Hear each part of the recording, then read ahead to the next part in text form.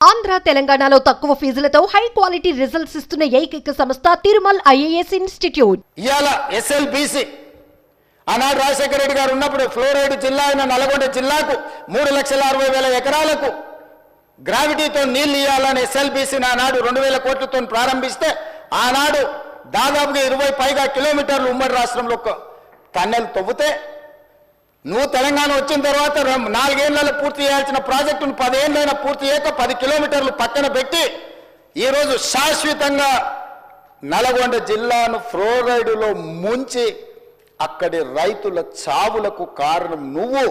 ఆ ప్రాజెక్టు పూర్తి చేస్తే ఎవ్రీ డే 4,000 క్యూసెక్కులు నీళ్లు తీసుకపోతే గ్రావిటీతోనే రూపాయి ఖర్చు కూడా లిఫ్టుల మీద పెట్టాల్సిన అవసరం లేకుండా ప్రాజెక్టు కంప్లీట్ అయి ఉండేది అధ్యక్ష.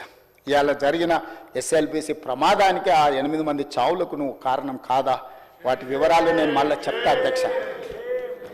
అలాంటిది పాలమూరు రంగారెడ్డి ఎత్తిపోతలు తెలంగాణ రాష్ట్రం వచ్చినాక ప్రారంభించి 10 సంవత్సరాలైనా నువ్వు పూర్తి చేయలేదు.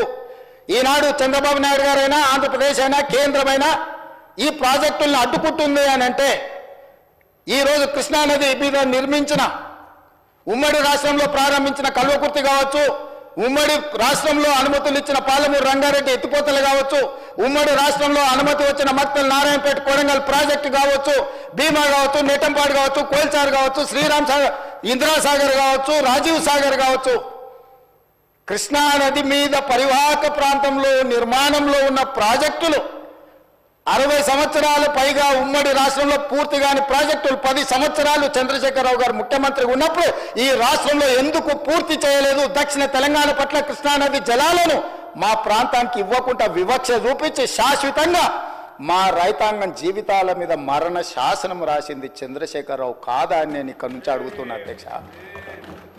ఇవాళ ప్రతిపక్ష నాయకుడు వచ్చి ఇక్కడ కూర్చుంటుంటే నేను అడిగేదానికి సమాధానం చెప్పాల్సి వస్తుందని ఈరోజు వారి ముఖం చాటు చేసింది అధ్యక్ష.